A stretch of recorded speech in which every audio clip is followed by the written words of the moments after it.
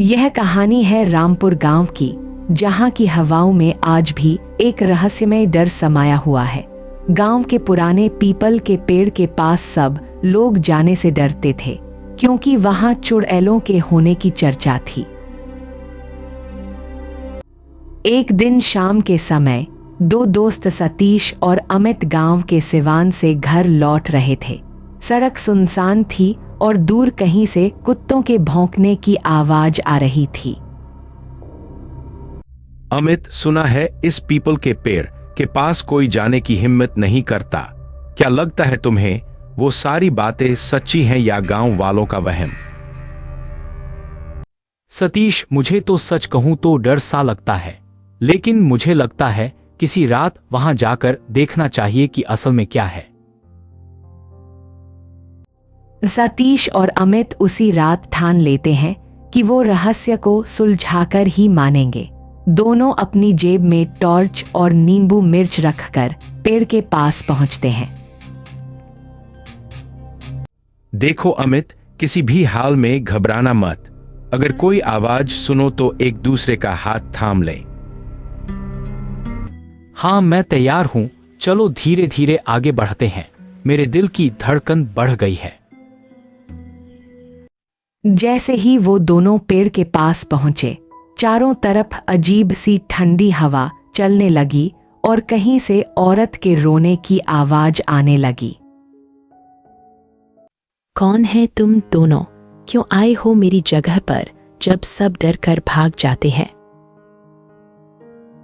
हम यहां कुछ नहीं करने आए, बस यह जानना था कि लोग क्यों डरते हैं।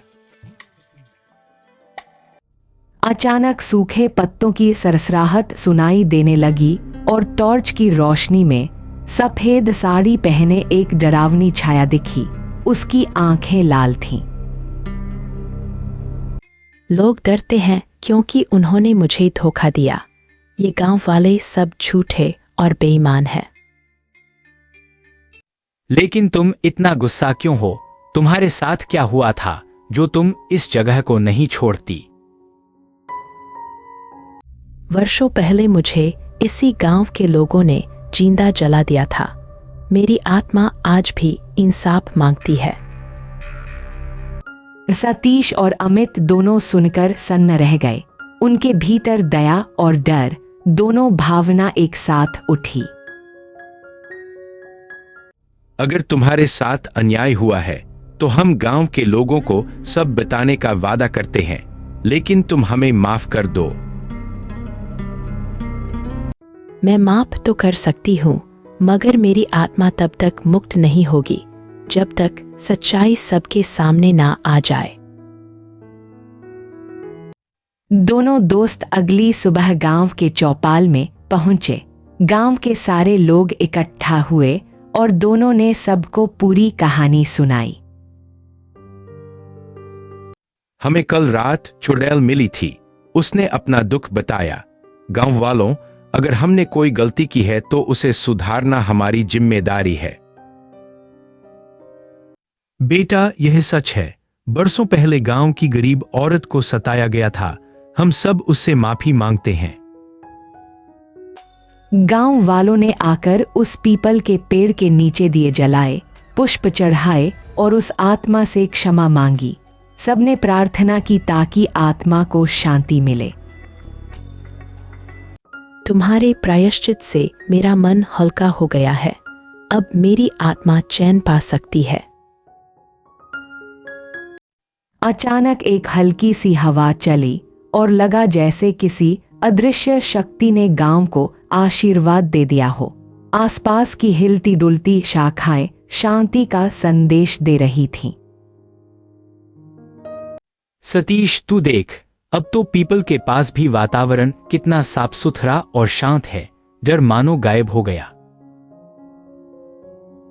हाँ अमित, कभी कभी सच्चाई को जानने और उसका सामना करने से ही डर दूर होता है।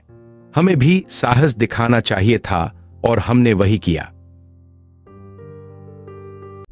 रात भर गांव में चांदनी फैली रही।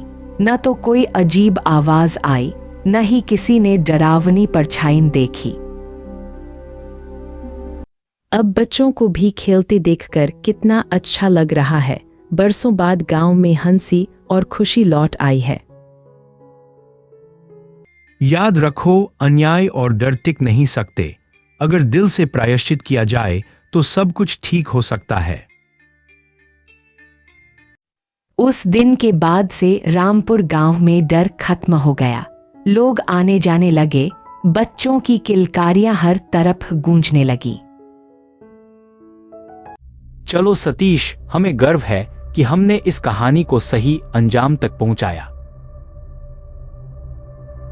गांव में अब कोई डर नहीं, सिर्फ विश्वास और भाईचारा है। यही असली जादू है। इस प्रकार अंधविश्वास की जगह सच और इंसानियत ने ले ली। यही सीख है, चुनौतियों से डरना नहीं चाहिए, बल्कि उनका सामना करना चाहिए।